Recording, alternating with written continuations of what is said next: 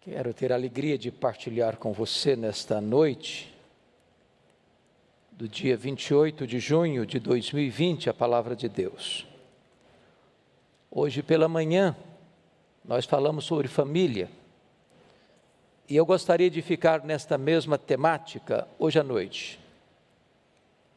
E agora, mais especificamente, trazendo uma palavra para os casais. Não importa a quantidade de tempo que você tem de vida conjugal, os princípios de Deus são eternos e eles não ficam obsoletos, caducos, ultrapassados. Eles são sempre oportunos e é por isso que eu gostaria de convidar você agora para abrir comigo a sua Bíblia no livro de Cântico, dos Cânticos.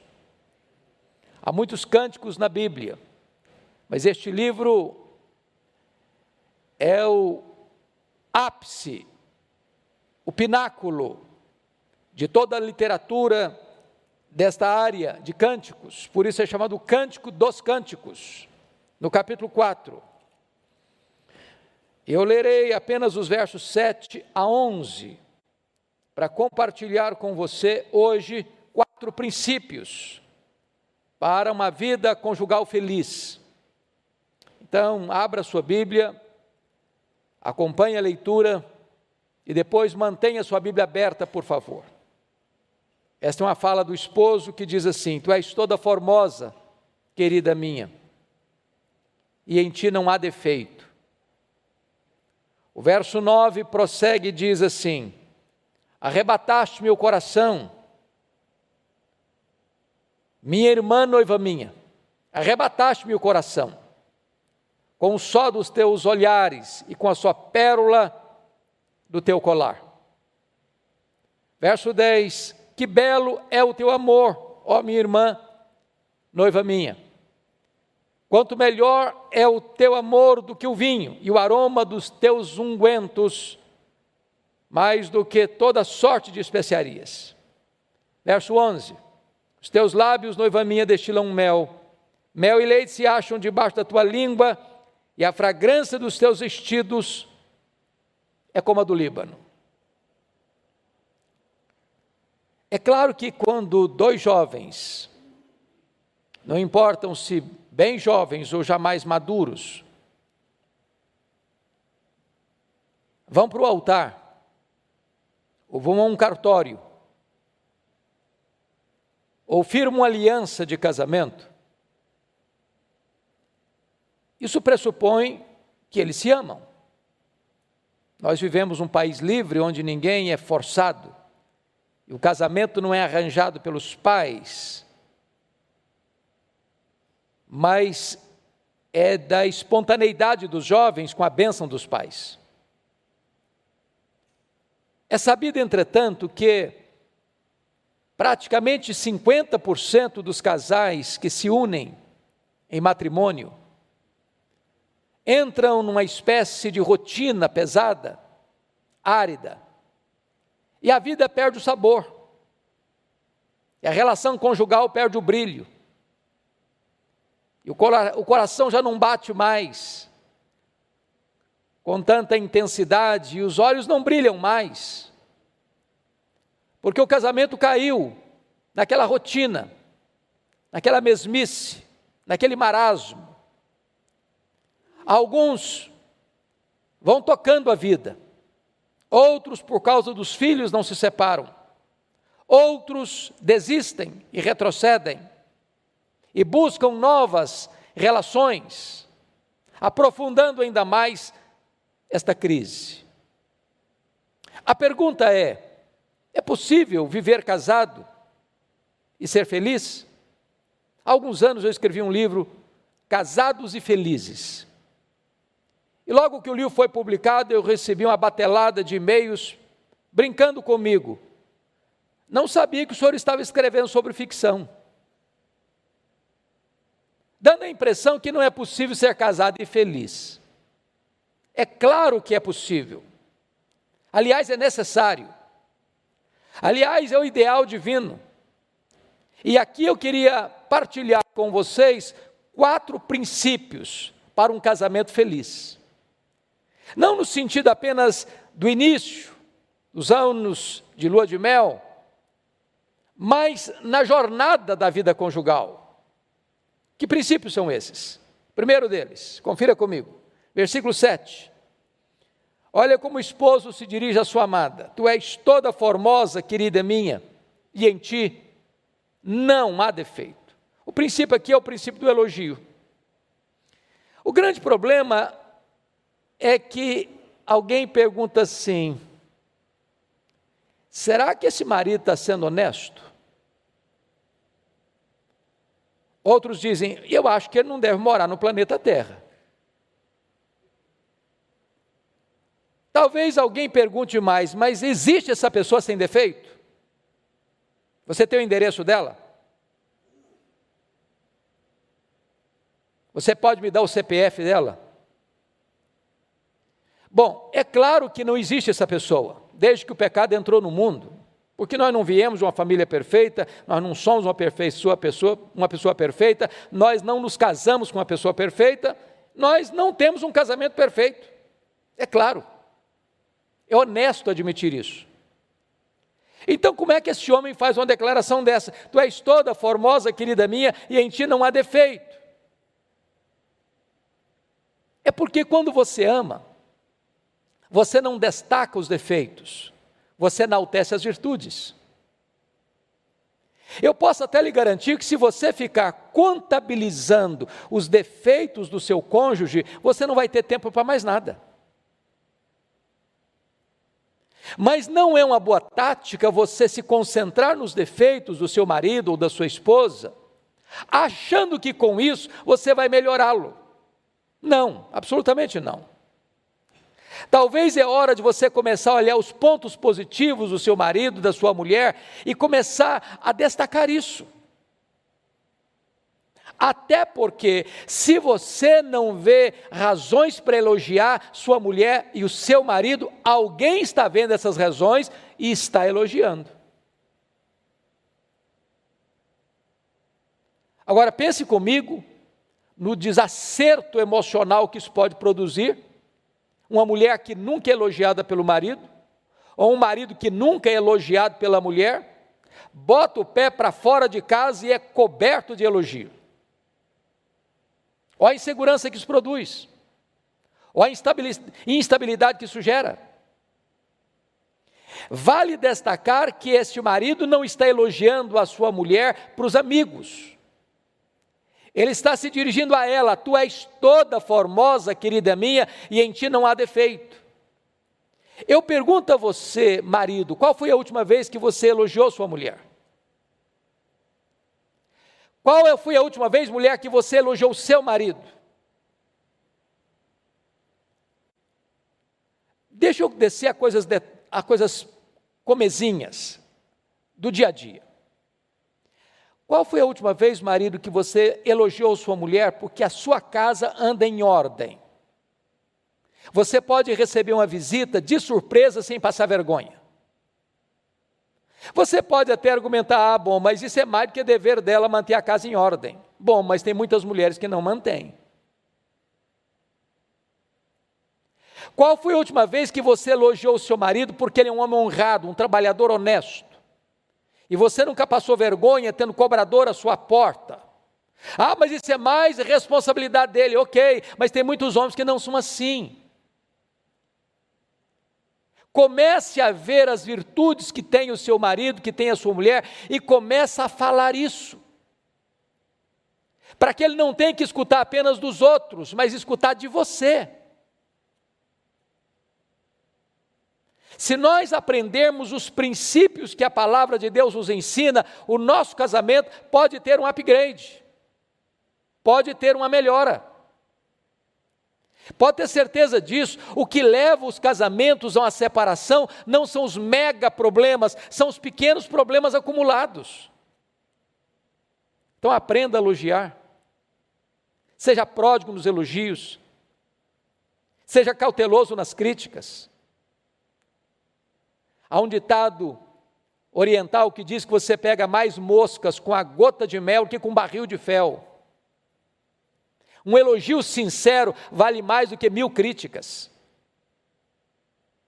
Quando você elogia seu marido ou sua mulher, você coloca essa pessoa para frente, você dá um novo ânimo para ela viver e viver feliz. É reconhecimento, é valorização. Mas há um segundo princípio que eu queria partilhar com você, daí no versículo 9, confira comigo. Arrebataste-me o coração, minha irmã, noiva minha, arrebataste-me o coração com o sol dos teus olhares, com a sua pérola do teu colar.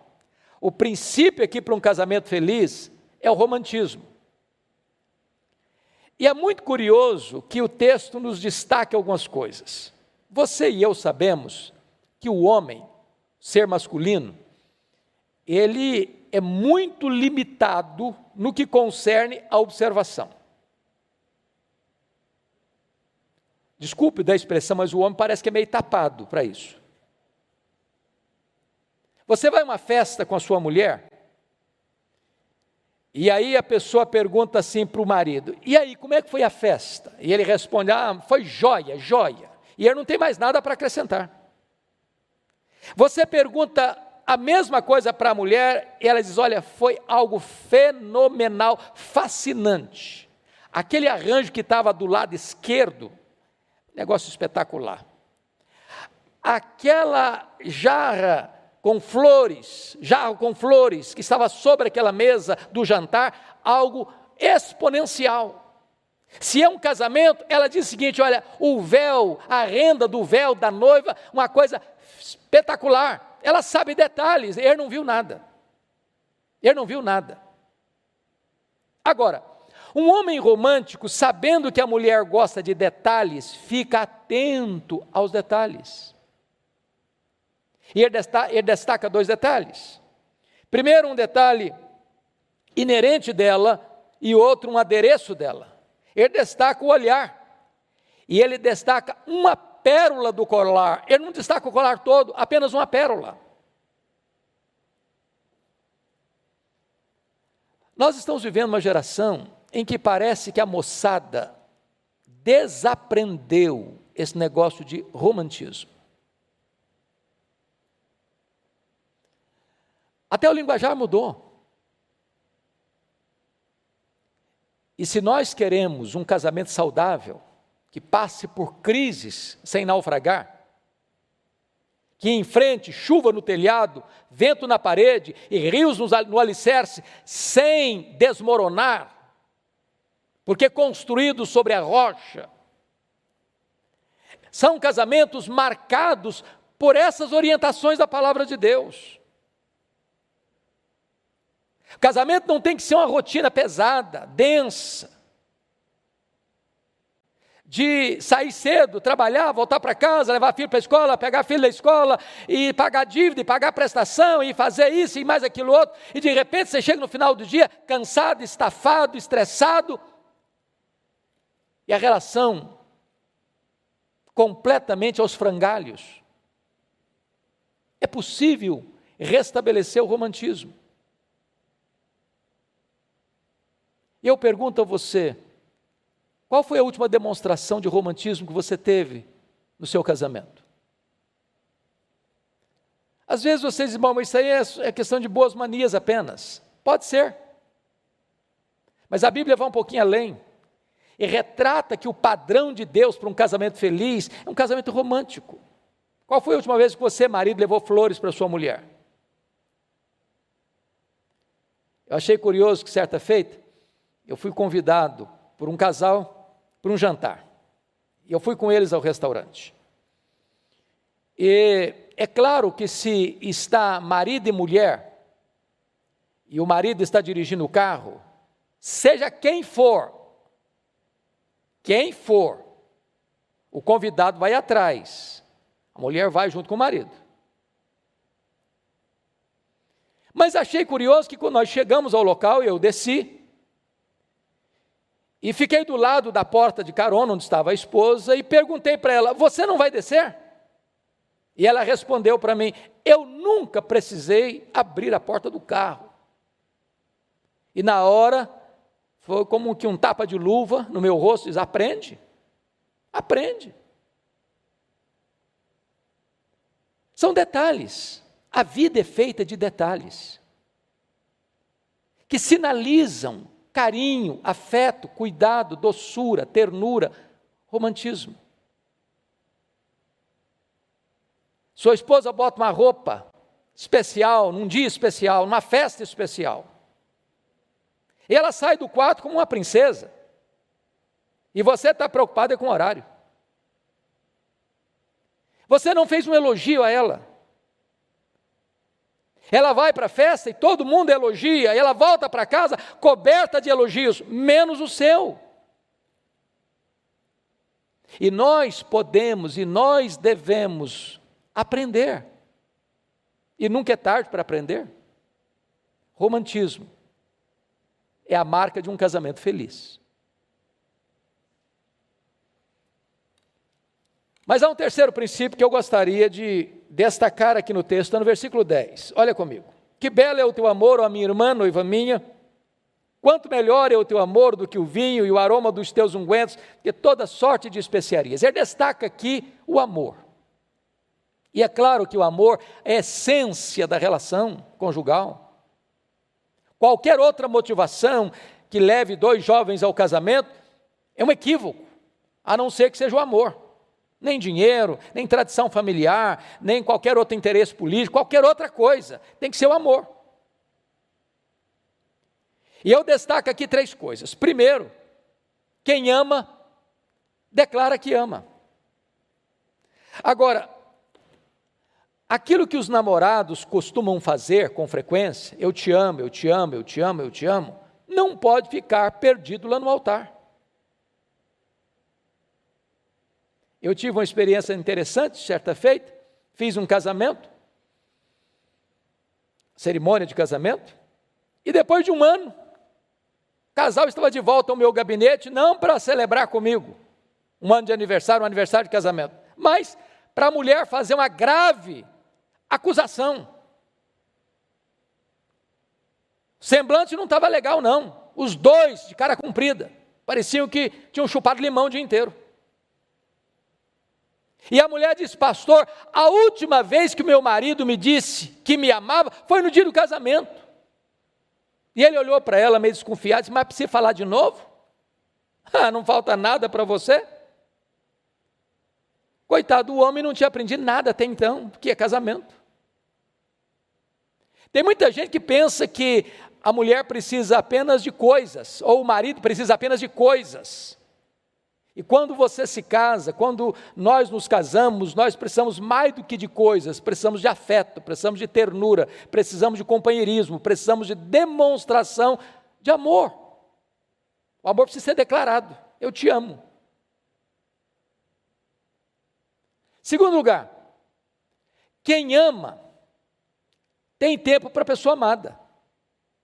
Eu sei que todos nós vivemos uma correria tresloucada, exceto nos dias aí de quarentena, que o pessoal já está cansado de descansar. Tem muita gente que está aí descansando demais. Quarentena não é sinônimo de ócio, vazio, não. Mas tem gente que na correria da vida dá prioridade para qualquer outra coisa, menos para o relacionamento conjugal. É muito importante você entender que sua família, mormente seu cônjuge, deve merecer prioridade número 1 na sua agenda. Você está pronto a sacrificar qualquer compromisso, se a sua família precisa de você. Quem ama, tem tempo para a pessoa amada. Eu tenho, nas minhas palestras para casais, usado um exemplo pessoal para ilustrar esse ponto. Eu fui para Vitória, para a primeira igreja presbiteriana de Vitória, em 1985. E no ano de 1986, nós hospedamos lá na igreja a reunião do Supremo Concílio. Eu era pastor solteiro, já há 4 anos e meio. E era mês de julho a reunião, e um colega meu do seminário me convidou para, naquele ano, pregar na sua igreja. E eu abri a minha agenda e fui honesto com ele: olha, estou chegando agora, a igreja tem tantas demandas, esse ano eu não posso ir. Só que, por providência divina, naquela semana, eu conheci uma moça muito bonita da igreja dele, que é minha esposa há 33 anos. E eu fui na igreja dele, porque era ovelha dele, 9 vezes naquele ano. 9 vezes. Eu mudei minha agenda. Eu fiz uma reengenharia na minha agenda. Porque quem ama, tem tempo para a pessoa amada. Mas em terceiro lugar, quem ama procura agradar a pessoa amada.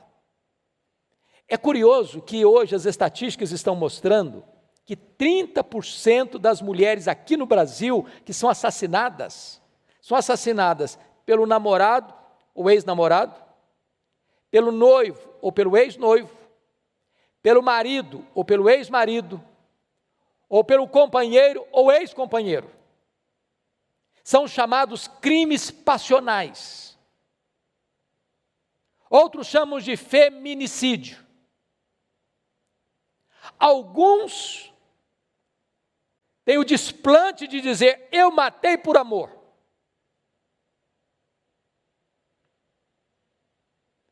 Mas quem ama não mata, quem ama não destrói, quem ama não atormenta, quem ama não inferniza a vida do outro. Quem ama cuida. Quem ama abençoa. Quem ama cerca de cuidado. É hora de você avaliar: você ama mesmo? A vida do seu marido, da sua mulher, é melhor porque você ama esta pessoa? Ela é mais feliz por ser amada por você? Este é um princípio de Deus. E a Bíblia nos ensina que o marido deve amar a sua mulher como Cristo amou a igreja. De que maneira Cristo amou a igreja? Primeiro, com amor perseverante. Tendo amado os seus, amou-os até o fim. Segundo, com amor sacrificial. Cristo amou a igreja e a si mesmo se entregou por ela.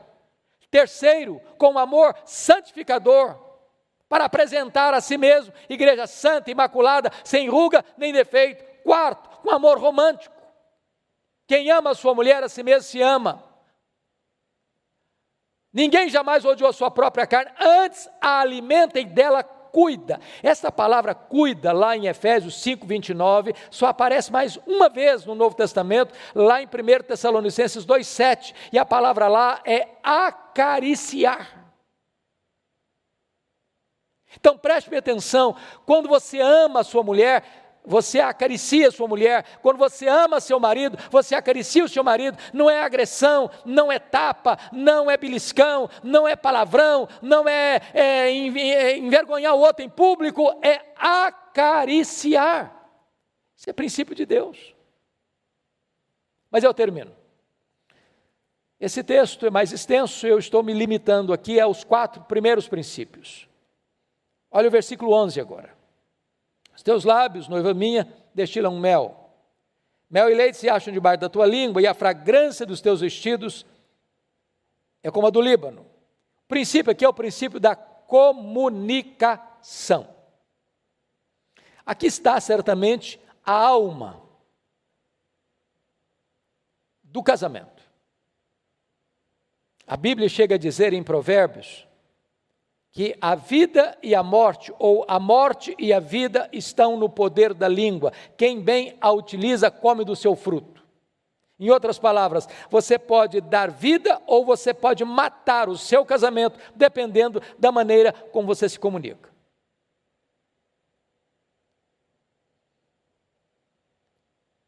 Tiago 1,19 tem 3 princípios que penso explicam bem esse versículo. Ora em pauta. O primeiro princípio é: todo homem seja pronto para ouvir. Segundo princípio, tardio para falar. Terceiro princípio, tardio para se irar. A primeira coisa é que você precisa estar pronto para ouvir. A palavra pronto aí no grego é a palavra taxis, de onde vem a nossa palavra táxi. Eu acho que hoje podia botar Uber também no meio. É quando você chama, ele atende você na hora. Porque se não atender você na hora da sua necessidade, você chama outro. Olha como é que Deus fez você e a mim, 2 conchas acústicas externas e apenas uma língua amuralhada de dentro. Sabe o que Deus está dizendo para você e para mim? Escute mais, fale menos. Agora, escutar não é apenas ouvir. Imagine se eu estivesse lendo um livro, ainda que a Bíblia. E aí a minha esposa chega e falou, eu preciso falar com você. Eu falei, pode falar. E eu continuo lendo. Eu falei, mas eu preciso falar com você. Fala. E eu continuo lendo. Imagine que eu esteja lendo um jornal, uma revista, ou assistindo um jogo de futebol na televisão, ou um programa da minha preferência. Pode falar. E eu estou mirado no que eu estou fazendo, ou eu estou assistindo. Que mensagem eu estou passando com isso? Embora eu esteja ouvindo, eu não estou dando atenção. Você escuta com os ouvidos, com os olhos, com o semblante, com o seu corpo, com todo o seu ser. Quando a Bíblia diz seja pronto para ouvir, é que você precisa mostrar para quem vai falar com você que ele é prioridade e ele é importante e você quer dar atenção para aquilo que ele vai lhe dizer. Hoje os consultórios dos analistas estão superlotados, em grande parte porque muitas vezes nós não temos espaço dentro de casa para abrir o coração. As pessoas estão conectadas no mundo virtual, mas elas estão desconectadas da relação real dentro de casa. Pronto para ouvir.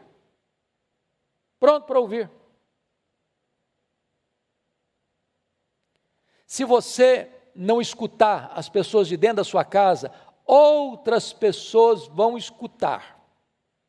E talvez não são as mais sábias que vão escutar.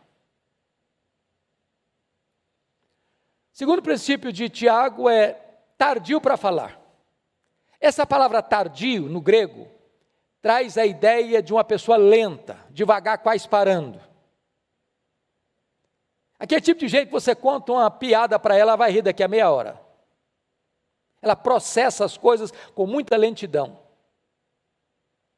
O que Tiago está nos ensinando é que nós precisamos ser cautelosos ao emitir uma ideia, expressar uma ideia, falar. Porque a palavra falada não volta mais, é como uma flecha. Então conte até 10 antes de falar. Não seja apressado. Porque se você for apressado no falar, ou falar com raiva, ou num tom de voz elevado, não importa mais o que você vai falar, já perdeu a razão, já quebrou a comunicação, já não tem mais possibilidade de uma relação harmoniosa. Tardio para falar.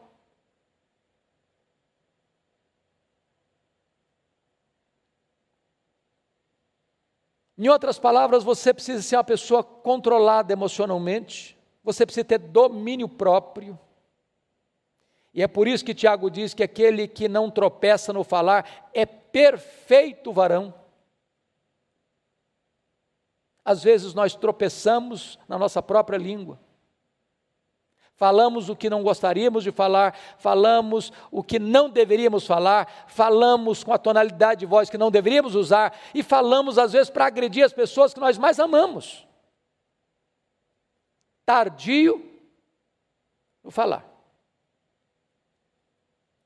Mas Tiago encerra, e eu vou encerrar também a minha exposição, dizendo, você precisa ser tardio no irar. Eu não vou nem perguntar se você um dia ficou irado com seu marido ou com a sua mulher. Isso não é questão de se, mas de quando.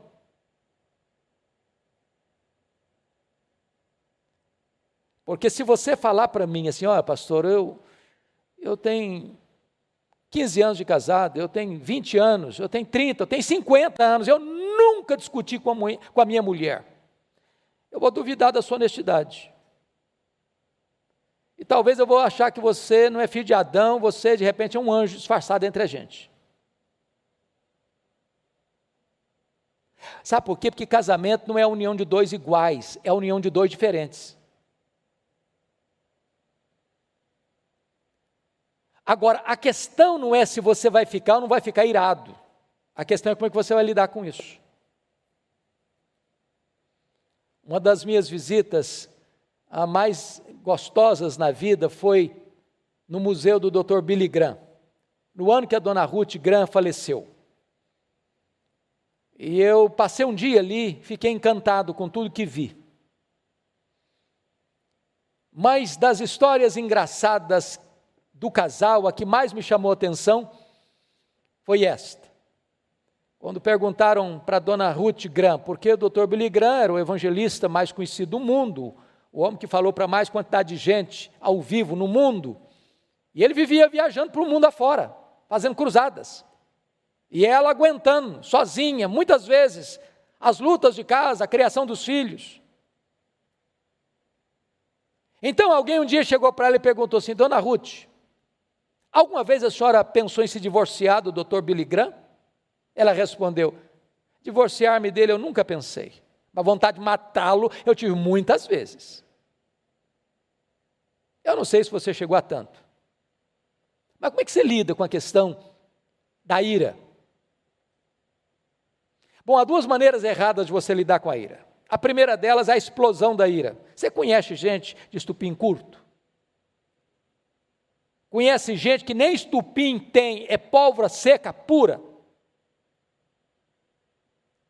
Conhece gente que é igual leitinho, bateu, tomou? Conhece gente que tem esse discurso: eu não levo desaforo para casa, aliás, não precisa nem levar porque já está em casa. Vou lhe dizer um segredo: gente explosiva não tem nem gastrite e nem insônia. E elas ainda dizem assim: não, eu sou assim mesmo, eu explodo, depois eu fico calmo. Você fica calmo. Quem fica nervoso e tem gastrite e insônia é quem mora com você. E não bote essa culpa em cima do seu temperamento, não, porque o seu temperamento pode ser controlado pelo Espírito Santo. Mas tem outras pessoas que não explodem. Elas armazenam, elas guardam, elas congelam o sentimento. E guardam isso estrategicamente na manga para na hora certa usar. Eu dediquei boa parte do meu ministério à área do aconselhamento, e eu gosto muito desta área. Já atendi tantos casais, e às vezes o casal chegava estressado, magoado, ferido, e de repente os dois começavam a brigar na minha frente, e eu deixava. Lá pelas tantas, um diz para o outro assim: você se lembra do que você me falou? E dá toda a lista. E eu estou pensando que essa conversa aconteceu enquanto estavam vindo para o meu gabinete pastoral, que nada, há 10 anos, há 15 anos, estava lá guardado. Como é que resolve isso? Você resolve isso perdoando. Não deixando o sol se pôr sobre a sua ira,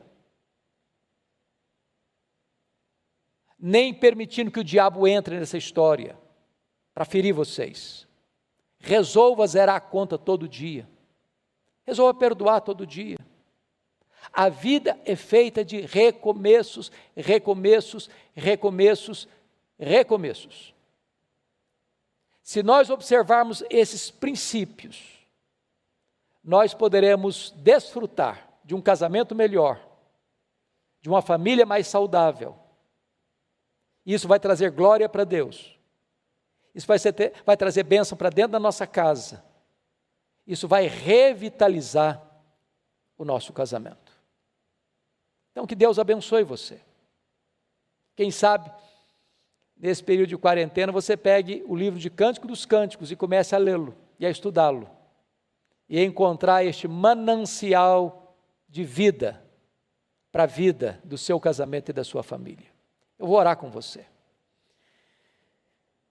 Querido Deus, louvado seja o teu nome pela tua palavra, pelos princípios que ela nos traz para termos uma vida conjugal, familiar, feliz, para a glória do teu nome. Oramos, meu Deus, pelos casais que estão nos acompanhando. Oramos pelos jovens que pretendem amanhã constituir uma família. Oramos por aqueles, meu Deus, que ainda são casados há anos, e pela tua graça mantém o fervor, mantém o afeto, o carinho, a doçura no relacionamento. Oramos por aqueles, Pai, que estão estressados, deixando o casamento numa rotina pesada e densa, para que eles encontrem, Senhor, graça para retomarem a beleza conjugal. Oramos por aqueles, meu Deus, que desistiram do casamento, se divorciaram, estão hoje, Senhor, com o coração às vezes até pesado, dá graça a eles. Oramos, meu Deus, para que as famílias da tua igreja sejam famílias sólidas, sejam famílias saudáveis, sejam famílias cheias de alegria, sejam famílias harmoniosas, onde a tua bênção esteja fluindo copiosamente. Oramos, meu Deus, para que tu nos dês um coração humilde, manso, para que possamos investir nos nossos relacionamentos familiares e desta forma usufruirmos a bendita colheita dessa semeadura maravilhosa. Pedimos a tua bênção sobre nós, em nome do Senhor Jesus. Amém.